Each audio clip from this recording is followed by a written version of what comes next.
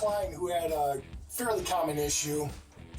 The hot water pressure was pretty low.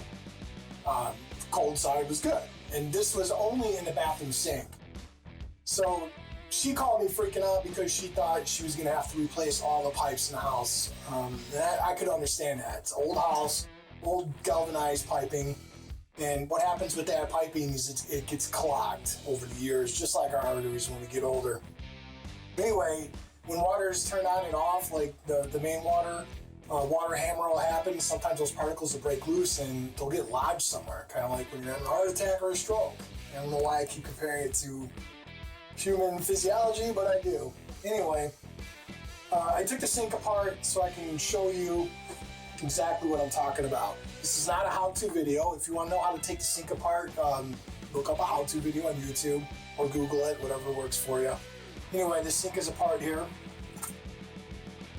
Basically, the passage where the water flows underneath the cartridges is what got clogged. As you can see on the underside of this,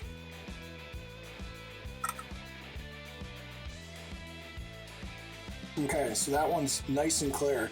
Now when you come over to the hot side, you can see there's definitely some clogs in there, and that's restricting the output a lot. Basically, it was restricting it a quarter of the flow of what the cold side was doing.